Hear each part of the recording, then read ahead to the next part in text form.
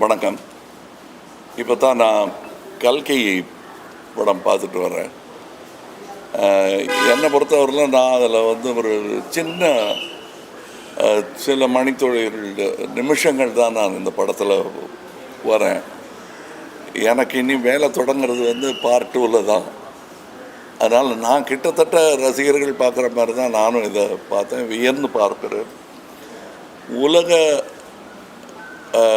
Entertainment அதை நோக்கி இந்திய சினிமா நகர்ந்து கொண்டிருக்கிறது என்பதற்கான பல அடையாளங்கள் சமீப காலங்களாக வந்து கொண்டிருக்கின்றன.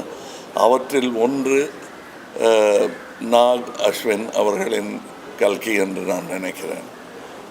ஏன்னா நம்மளுடைய ஆயுதங்கள் ரொம்ப கையால் செய்த ஆயுதங்களாக இருந்தாலும் அதோடைய வலிமை உலகம் பூரா பேசப்படும் என்பதற்கு அடையாளமாக சயின்ஸ் ஃபிக்ஷன், மித்தாலஜி எல்லாத்தையும் கலந்து எந்த அளவுக்கு அது எம்பாரஸ்மெண்ட் இல்லாமல், மத சார்பும் ரொம்ப இல்லாமல் அதை ரொம்ப கிளவராக பண்ணியிருக்காங்க.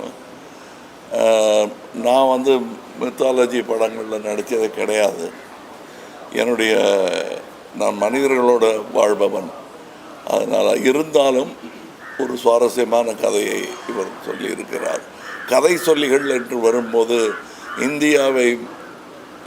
இந்தியாவுடன் போட்டி போடுவதற்கு கிரேக்கம் போன்ற, சைனா போன்ற நாடுகளால் தான் இயலும். மற்ற கல்ச்சர்ஸ்க்கு அவ்வளோ கதைகள் கிடையாது. அந்த கதைகளிலிருந்து செலக்ட் பண்ணி செதுக்கி எடுத்து ஒரு ஜனரஞ்சகமான படத்தை உருவாக்கி இருக்கிறார். ரொம்ப பொறுமையுடன் அதை எல்லாரையும் பொறுமையுடன் அழைத்து வரவழைத்து அவங்கள இதில் பங்கெடுத்துக்க வச்சுருக்காங்க. அமித்ஜியெல்லாம் எந்த பட்டியலில் சேர்க்கறது, இளம் நடிகர்கள் பட்டியலையா இல்லை பழம் நடிகர்கள் பட்டியலில் சேர்க்கறதாங்கிறதுல குழப்பம் வர்ற அளவுக்கு அவ்வளோ பிரபாவமாக பண்ணியிருக்காரு.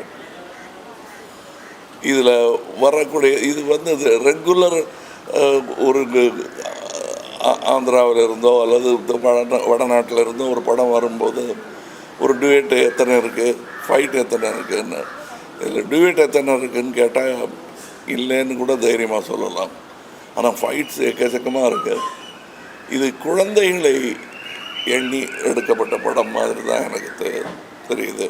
நீங்கள் என்ன தாடியில் கொஞ்சம் வேலை தெரியுது, நீங்கள் குழந்தைகள் படத்தை ரசிக்கிறீங்கன்னா எல்லாருக்குள்ளேயும் குழந்தை இருக்கிறது என்பதை நினைவுபடுத்தும் ஒரு படம். இது ரெகுலராக வர்ற பாட்டுகள் அந்த மாதிரியெல்லாம் பண்ணாமல் வித்தியாசமாக ஆனால் ஜனரஞ்சகமாக செய்திருக்கும் ஒரு முயற்சி. இந்த முயற்சியில் என்னாலும் கைகோர்க்க முடிந்தது என்பதில் மகிழ்ச்சி. இனியும் இந்த கூட்டு முயற்சி தொடரும் என்பது தான் எனக்கு மனதில் சந்தோஷமாக இருக்கிறது. அடுத்து இன்றைக்கி இங்கேருந்து நேர சிங்கப்பூரிலிருந்து தொடங்குகிறோம். இந்தியன் 2 இங்கேருந்து ஆரம்பித்தோம், சென்னையிலேருந்து ஆரம்பித்தோம், பம்பாய் போனோம். இப்பொழுது அடுத்த பயணம் அதற்கு தொடங்குகிறேன். ரொம்ப சந்தோஷமாக இருக்குது. இதை பற்றிய செய்திகள் எல்லாம் உலகெங்கிலும் இருந்து வந்து கொண்டிருக்கிறது. நல்ல செய்தியாக இருக்கிறது. இது இந்திய திரைப்பட தொழில் அதற்கே வலு சேர்க்கும் என்று நான் நம்புகிறேன், ஆசைப்படுகிறேன். ஆடியன்ஸோட ஃபீட்பேக் ரொம்பவே ஆச்சரியமாக இருக்குது சார். ஸ்க்ரீன் பிளே பற்றி பேசுகிறாங்க, ஃபர்ஸ்ட் ஹாஃபில் இதையே வச்சாங்க சொல்லி பேசுகிறாங்க. ஆடியன்ஸோட ஃபீட்பேக் நாங்க தேட்டரா போய் ரிவ்யூ சொல்லுங்க, நீங்க சொல்லுங்க. அப்போ ஃபீட்பேக் ரொம்பவே சூப்பரா இருக்கு. ஸ்கிரீன் பிளே பத்தி பேசுறாங்க, டெக்னிக்கல்ஸ் பத்தி பேசுறாங்க.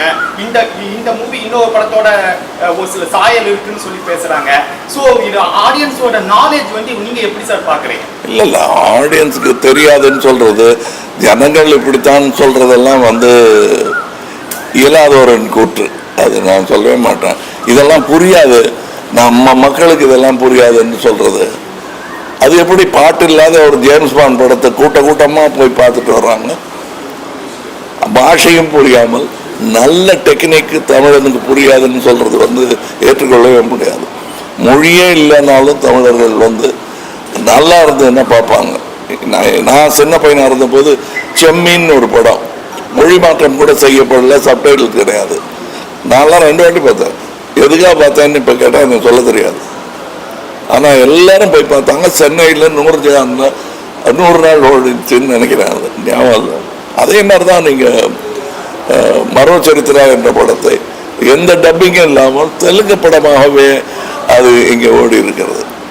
நம்ம தான் கலைக்கு மொழியை திணிக்கிறோம். அதுக்குள்ள சினிமா என்பது தனி மொழி. அதற்கான உதாரணம் இதில் தெரிகிறது. அந்த மொழி தன்னுடைய பலத்தை இன்னும் அதிகரித்து கொண்டே இருக்கிறது. வழக்கமாக இருக்கக்கூடிய பண்டிதர்கள் சொல்லும் சினிமாவிலிருந்து மாறுபட்ட சினிமா அது. ஒரு பக்தி சினிமா இப்போ எடுத்தா இப்படி இருக்குமான்னு சொல்ல முடியாது.